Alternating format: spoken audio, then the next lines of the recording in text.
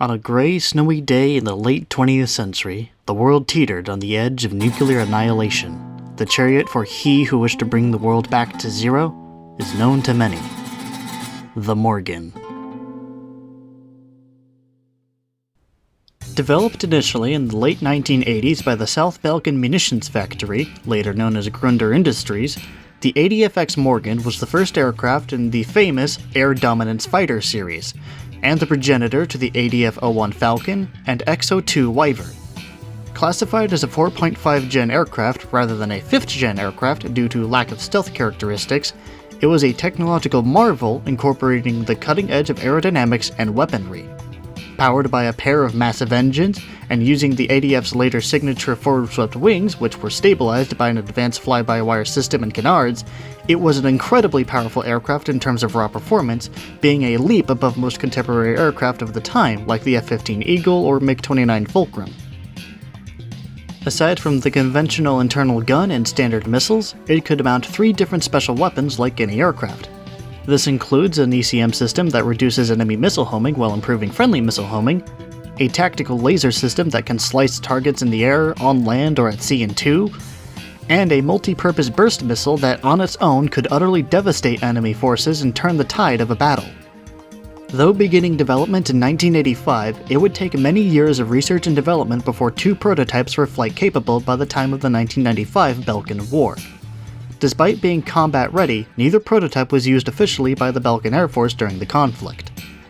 The terrorist organization A World With No Boundaries, however, near the conflict's end, would manage to steal the ADFX-02 and modify it to their own personal use. With a reinforced airframe, it could take a pounding and still fight on. Using a targeting system and hydraulic actuators, the TLS lens could be articulated to allow it to aim off bore sight. And its other 2 special weapons, the multi-purpose burst missile and ECM system, could be carried alongside the TLS as well. Alongside the extra weapons, it was also equipped with the necessary electronics needed to control the launch of the V-2 missile from Avalon Dam.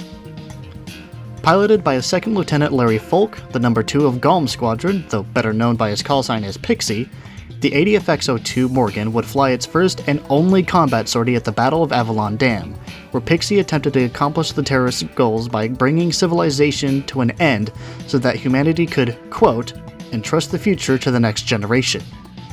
Despite the plane's abilities and Pixie's stature as one of the best pilots of the Balkan War, he would be bested by his former squadron leader, Cypher, who flew an F-15C. Folk would manage to survive despite the ADFX-02 exploding midair, and would later go on to join ISAF. The ADFX-01 would survive the war through merit of not being flown, and would be acquired by the Ocean Federation for study, as well as use in commemorative airshows. While the O2's combat history was brief and dramatically short, and the O1 little more than a flying test plane, they were the progenitors of aircraft that have become world-renowned throughout Strange Rail, and some of the first examples of what many refer to as superplanes, which is a title that encompasses many familiar names, such as the CFA-44 Nosferatu, ASFX Shinden II, and XFA-27. Though it resides as a piece of history now, and its technology is now commonplace among 6th and 7th generation aircraft such as the ADF-11 Raven, it does have the privilege of having been the first, and perhaps most memorable.